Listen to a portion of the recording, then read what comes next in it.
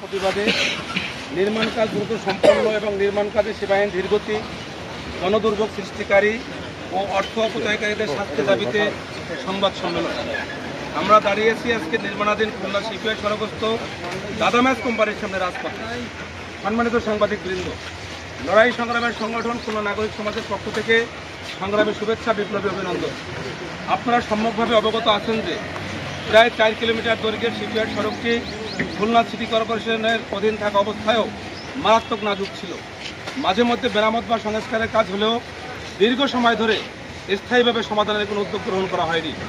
খুলনা উন্নয়ন কর্তৃপক্ষ কেডিএর প্রকল্প প্রস্তাবের ভিত্তিতে সড়কটি 4 লেনে উন্নীত করার লক্ষ্যে 2013 সালে 98,90,00,000 টাকার প্রকল্প অনুমোদন দেয়। এখানে সড়কটি খুলনা মহানগরীর অন্যতম প্রধান প্রবেশদ্বার হওয়ায় এবং বিভিন্ন কারণে গুরুত্বপূর্ণ হওয়ায় শুধুমাত্র এলাকার মানুষেরই নয়, নগরবাসীও সত্যি বিশ্বাস করেন।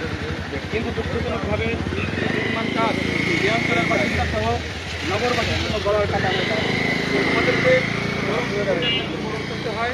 বিষয়টি নিয়ে ভুক্তভোগী এলাকাবাসী সহ বিভিন্ন সংগঠন বিভিন্ন সময়ে বিভিন্ন কর্মসূচি পালন করে আসছে। এ বিষয়ে বিভিন্ন সময়ে কেডিএ কর্তৃপক্ষের সাথেও কথা হয়েছে বিভিন্ন মহলে। আপনারাও কর্তৃপক্ষের দৃষ্টি আকর্ষণের লক্ষ্যে গুরুত্ব সহকারে বিভিন্ন প্রতিবেদন প্রকাশ ও প্রচার করেছেন বারবার, কিন্তু কোনো লাভ হয়নি। প্রিয় বন্ধুরা, আপনারা জানেন যে 2013 সালে প্রকল্পটি একদিকে পাশ হওয়ার পর প্রায় 9টি বছর নানান সহায়তার মধ্যে দিয়ে যাওয়ার পর এই যে দাদাম্যাচ 2024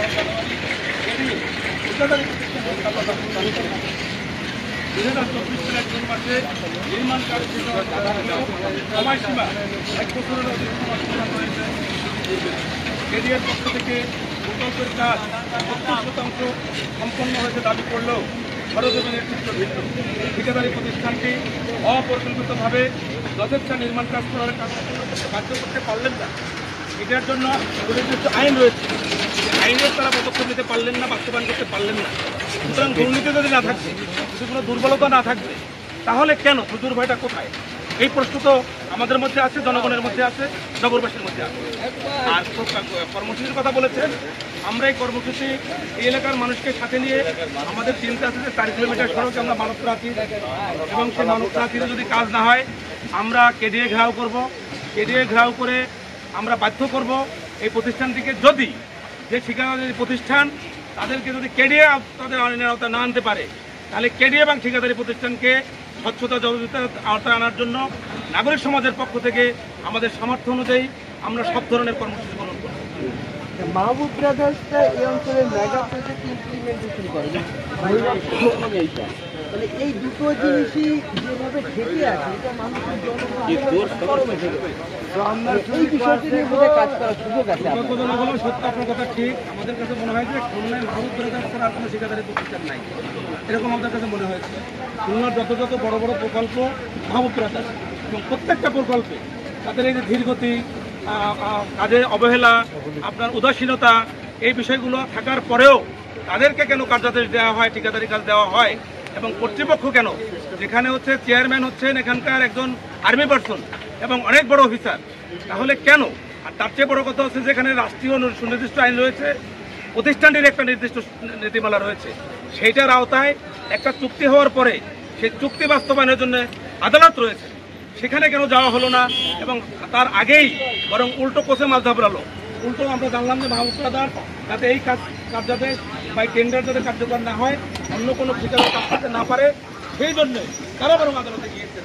দুর্বলতা কেরিয়ার কোথায়, কর্তৃপক্ষের কোথায়, মন্ত্রণালয়ের কোথায়, এই প্রশ্ন দিয়ে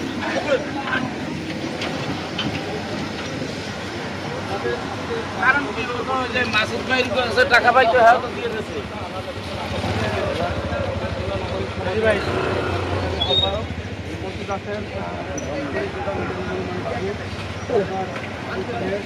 আব্দুল সালাম শিমু, মসিউদ্দিন তুহিন,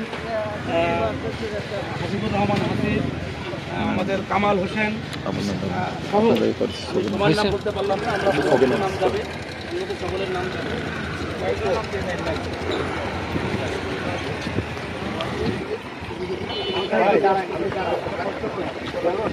মহাসড়ক